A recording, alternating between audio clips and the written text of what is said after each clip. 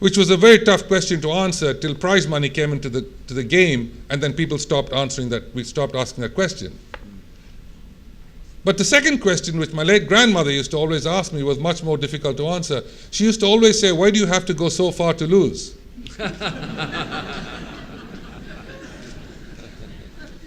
And to this day, we still haven't been able to answer that one. But I think as tennis grew from the late 60s and the early 70s, when we started traveling the world, which is quite some time back, obviously sport has changed to what it is today. We were the first ever professional athletes to come out of this country in any sport. And it was not something that we were able to understand, especially in India. The world over, people were excelling in sport. In society, athletes were accepted. But in India, that wasn't the case. You had to have a job. You had to go to school. You had to graduate. We had to do all of that and still play sport at the same time. And the university that we went to in what is now obviously Chennai, Madras University, wanted us to play for the university before we played for the country, which was a choice we had to make on several occasions. But there is no greater feeling for anyone in any walk of life to be able to represent one's country at the highest level. The great adage of the International Olympic Committee, "It's not the winning that counts but the taking part," is a wonderful adage, and we followed it implicitly. We took part in everything. But to excel, you really had to follow what the West firmly believed, and that is winning isn't everything, it's the only thing. And I think that's where we failed in competition to a great extent. Not long ago, the captain of the Spanish Davis Cup team asked me, "Why don't we have great tennis players coming out of India?" And I said, "The same reason you don't have any software engineers coming out of Spain."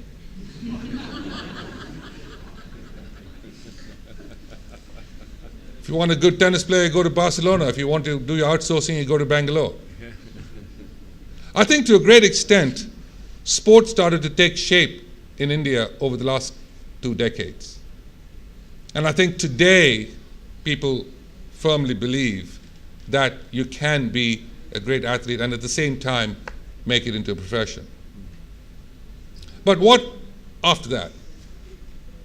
Professional life of an athlete, especially in an individual sport, is very limited. It can be 20 years if you're lucky. It can be 2 minutes if you have a bad ankle. We've been through a lot of surgeries.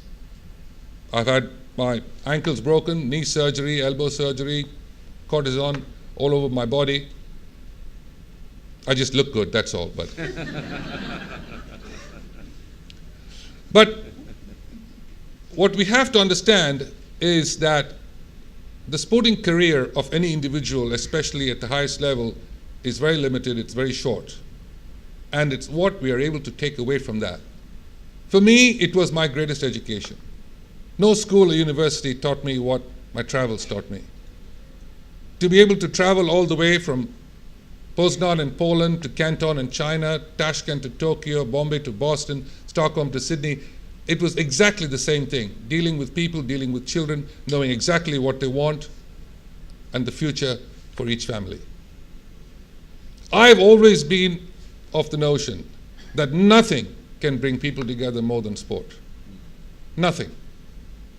It keeps families together, it keeps communities together, it can keep countries together, and it can make peace in the world. There is no question in my mind. I was very fortunate to have been a part of a lot of these things that have happened over the last 3 decades. At the highest level and at the lowest level. 1974, the world was a different place. We were fortunate, I was 20 years old, we were fortunate to lead India to the final of the Davis Cup, and we defaulted to South Africa because of their apartheid policies at the time. On a micro level, that was disappointing for an athlete. On a macro level, it was the best thing to do. It took us another 13 years of constant hard work to eventually get to the final again in 1987. And again, in the second round of that match, the quarterfinal of the Davis Cup that year, we were due to play a country that we did not have full diplomatic ties with. And it took one meeting between me and the then Prime Minister at the time to be able to request him to somehow make this match happen, because it was due to happen right here in Delhi. It was a tough decision to make because we had no sporting contacts with that particular nation. We had no connectivity at all. We had no embassy, full-fledged embassy in India. No team had ever gone there or come to India. How do we allow it to happen? But I impressed upon our then Prime Minister that it was important to use our sport to be able to break down these barriers. I knew I had him after an hour of conversation, because finally he asked me, do we have a chance to win? Did you? I said, we are the underdogs. But we didn't manage to win 4-love, and India went on to the final of the Davis Cup that year. But today, of course, we have full diplomatic ties, best of friends, tremendous trade, and a great relationship with this great country of Israel. So I think when we look at it in that context and we see what can be done, it can be done. Many years ago, Right Honourable Member of Parliament from the UK might even remember, I was part of an event that was held between the UK Parliament and the US Congress, a tennis tournament between members of the House of Commons, House of Lords, House of Representatives in the US, and the Senate. And we ran an event over a weekend at the Congressional Club in Maryland, just to be able to understand one another even better. And there are no better friends in the world than the US and the UK. It was a wonderful event for 3 days. The event raised money for charity on both sides of the Atlantic, and it was a very useful exercise. Things can be done, and I think what Magic Bus is doing at the grassroots level is absolutely outstanding. My family grew up with tennis. We continue to play tennis for health and exercise. And the one thing that keeps us together as a family as well is the fact that we still continue to play tennis together. One of the proudest moments for me was when my son played Davis Cup for India as the #1 player in this country. Much more than when I played. It was tougher to watch him lose than me losing. But it was something that was quite unique. There are several reasons you play a sport. The first, of course, is when we want to excel. 20 years ago, if someone had told me we would have had a young girl in the top 50 in women's tennis, a world champion in chess. I served the UN for 7 years as a messenger of peace.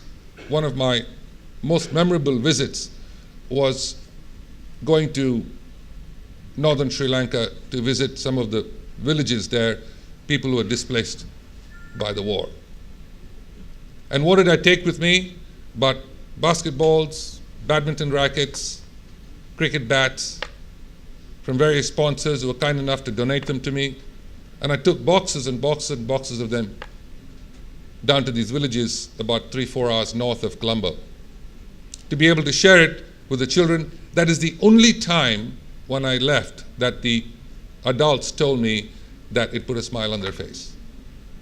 That was the only time that the families actually had a chance to enjoy themselves in spite of the fact that they had lost everything. It's only because of the fact that they were able to kick a football around. And to me, nothing was more powerful than that. Not winning any match in any part of the world.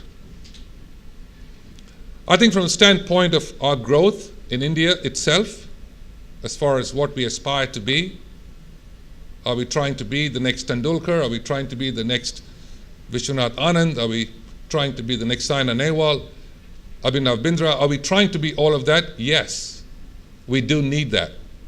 We do need to win the medals. And to a great extent, I'm happy to say, rather see, that India is moving in the right direction as far as our sports are concerned. But the second point is that we can play also at a national level and be good at what we do, whether it's Mumbai competing with Delhi or Kolkata or Chennai or Bangalore or Ahmedabad, Lucknow, and compete with one another at a particular level. The third, of course, as we all know, and it's been made several times here, is for health and exercise. Obesity is a problem worldwide, and I think it's important to look at diet and exercise that go hand in hand with what we have to offer. What do we have to offer the children so that they actually have that inbuilt in them as they come through their lives? And I think what Magic Bus does, from early childhood to livelihood, is brilliant in the fact that they're able to stress on both these issues all the way through the young child's career. Let's not forget the fourth part, and that is the ability to communicate. It builds confidence in a youngster to be able to play a sport. Girl or boy, it doesn't matter. Fat or thin, it doesn't matter. Religion doesn't matter. It is the fact that you're able to gain that confidence and be able to discuss and talk to other children, other adults on the same wavelength. I always told my two sons, play a sport, irrespective of what sport it is, but play a sport because it'll help you to communicate with others. To this day, when I go to different parts of the world and I stand on a public court in some obscure town in some country, you still have people coming up to you and saying, oh, can you play with us? Not because they know you, absolutely not, but because you can hit a tennis ball. And I'm able to play with them on a public court, and I know I have an invitation for dinner. I think when you grow up with sport that has been so close to you and so useful to you and give you a chance, as was also rightly pointed out, gives you an opportunity to open doors, we need to make use of it. We need to make use of it for the future. We need to make use of it for our future kids who are growing up and for the next generation. Sport has a lot to offer, and I think we're just sort of touching the tip of the iceberg. It is a special job, in my opinion, that hasn't totally been explored and exploited in India. And we honestly need to be able to go after it and grab it with both hands and drive it with a passion. All the way from the sports ministry to the federations to all the NGOs that use sport for this purpose, I think it is a vital element of bringing everyone together. People always ask you, what does it take to be a successful athlete? What does it take to be a success in sport? Well, there's no real formula, honestly. I call it the 5 Ds, but that is for excellence, and I think it's something that you try to manufacture yourself. The first, of course, is desire. If you don't have the desire to do it, don't bother. I think to a great extent, people who have the desire and passion get into it a lot easier. Then there is that determination to be able to go after it, sacrificing all else. Are you willing to have that kind of forthright determination that follows with the kind of determination, discipline, and the dedication that you need to be able to excel in a particular sport? And that is not easy. People do not understand still in this country that what it takes to be able to actually jump that net. Finally, when you've gotten all of these things done, the desire, the discipline, the dedication, the determination, at the end of the day, you're never going to succeed in anything that we do unless you have divine intervention.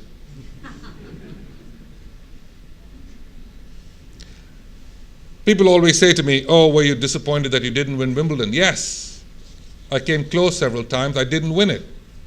But that would be looking at the cup half empty. And I tend to look at the cup half full all through my life.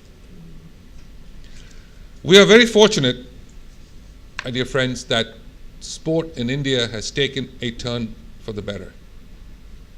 We're excelling in sport at a high level. We need to work at it even more at the highest level to be able to give us the kind of medals that the West wins on a regular basis, not just in our own Asian Games and the Southeast Asian Games and so on, but at the Olympics and international meets that we send our teams to. I think it was the saddest sight for me to see that the Indians who qualified for the Sochi Games didn't march in Sochi under the Indian tricolor. And I hope and pray that at the closing ceremony they will. The greatest achievement or accolade for any Indian, and I'm sure it is for every country in the world, is to be able to play under their national flag. I was fortunate that every city in the world that I played in, every country that I visited and played in, exhibition or otherwise, that the Indian anthem was played, the national flag was flown, just because I was playing there. And there's no greater pride than that. So when I look at what sport has given me, first and foremost, my health. The fact that I could get out of that hospital and get back to doing something that any child would want to do. But because I had the kind of parents that I had. And today, my mom and I talk about it all the time. And it is so heartwarming and with great pride that I see Magic Bus doing exactly what my parents did for me, to the children today.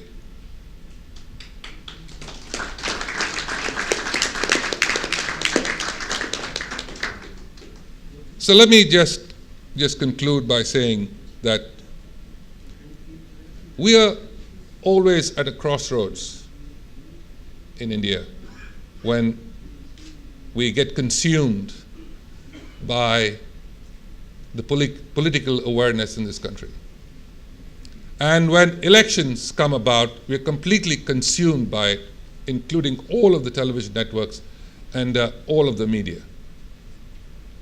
But let us not forget, irrespective of who's in power, in any organization, on from any walk of life in government, that we pay attention to sport to such a great extent, because honestly, that is what is going to keep this country together, keep us together as a people, and generate and continue to generate peace amongst all of us in the world. Ladies and gentlemen, I've been proud and privileged to have played for India for a long period of time. I was honored, and I hope I can continue to do so in other walks of life. Thank you all for having me.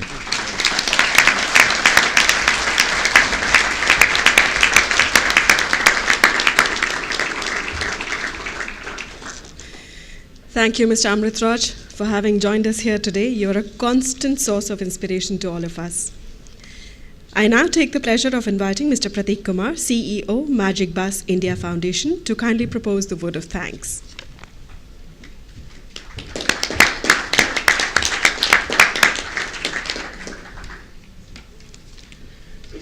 It's good afternoon to you all. It's a tough act to follow Sir Amritraj and Dame Tessaja, both seasoned campaigners, and I'm doing a humble job here. But I guess it's an overwhelming moment for us to have such august company here, and my duty to offer the vote of thanks. So let me first draw attention to a couple of things. One, there are many more NGOs beyond Magic Bus who do a fantastic job in the space of sport for development. So just to kind of highlight, and a lot of them are here as partners, as people who kind of do a good job but may not get the limelight that we seemingly getting here, because we're obviously the host, and we're getting more speakers on the dais than anybody else can. But there's a lot of good work happening across India, across Asia, and across the world. And one of the prime purpose of this conference is also to get those voices up here, and also introduce the concept to a whole lot of other players who are traditionally not into sport or use sport in the sense that we do, but can possibly see a lot of merit in this approach. That's also one of the prime purposes of the next step. So it's not just a kind of a congregation of people that we all know, and possibly, of course, there are a lot of faces that we are familiar with, but the idea is also to open up this forum to have a lot of other players. So on to the vote of thanks, and I don't want to keep you waiting for long because I know lunch is waiting. Let me first start off by thanking Vijay sir for coming in here at a very short notice. You are a legend, and I've heard you speak before in my life, and always an inspiration. And the fact that you look so young at this age gives me a massive complex, but yeah, I've got to live with it. Can't do much about that. To Dame Tessa Jowell for being a friend of Magic Bus and believing in this cause and international inspiration, which I believe has been Magic Bus's inspiration to take it out of Mumbai, and now we're in 14 states of the country. So now every month we're increasing, Matthew. So that's how it works. Next month we should be in Uttarakhand. That'll make it 15. Patrick Suckling, sir, he's left because he had some engagements, and that's why we had to turn his speech around, so he came in early. But we're indeed indebted to the High Commission for a lot of support that is coming through at that end. Sophie Bouvet, ASOP, our biggest funder, and hence, I think I need to, we'll catch up later in terms of how to express my gratitude to you. But I guess this function, this organization, whatever event that we're trying to put together is all because of the support that we're getting from ASOP. So thank you, Sophie, for that. And thank you for coming here and honoring this occasion. Moya Dodd, it's the first time I'm interacting with you, but I've heard so much about you otherwise as not just a person in FIFA, but championing the women's space and the hijab thing that you mentioned. It required a lot of guts, and of course, Prince Ali couldn't have done it without you. So congratulations for coming here, and it's an honor to be in your company, ma'am. Robert, a friend, and now it's 2 years into UK Sport, but we've been talking, I guess, from the very first month you were around, and a great supporter of Magic Bus and the concept of sport of development. Thank you for making time here. We'll catch up more in the days to come. Ned Willis, Laureus has been a long supporter of Magic Bus and the space for sport for development. Someday we want to get a Laureus Award and possibly have one of our children become a Laureus Sport Person of the Year or something like that. We'll all wait for that day. Thank you, Ned, for coming over. Melody, for making it from UNSDP. Thank you for getting those messages across. I know you worked very hard to get the Next Step conference heard by Ban Ki-moon. I think it's the first Next Step that should have a message from Ban Ki-moon coming. So it's truly an honor to be recognized by the Secretary General himself, and of course the message from William Lemke. Thank you so much for making that happen, and thank you for coming to the conference. And finally, Matthew, our founder, our leader, our inspiration. So I was just telling somebody that Matthew is Magic Bus, and that's how we look at it. So he's taken on a different role, but his presence means a lot to us, and we're indeed proudly privileged to have him here on stage, and he's going to spend some time with us. Thank you all for making it here. My vote of thanks is done, but I guess we're all here in the spirit of trying to learn, and I picked up a few words from Sophie when you talk about celebrate, recognize, and ponder. But I just thought I'd like to use the word inform as well, because there are a lot of new players whom we really want to integrate into this concept. This will be a space that will really flourish, because I'm a person from the traditional social space, and I know that space is kind of lingering on at its own pace. But this is a space that's going to be the future. So welcome to the future. With this, I end my vote of thanks. Thank you so much.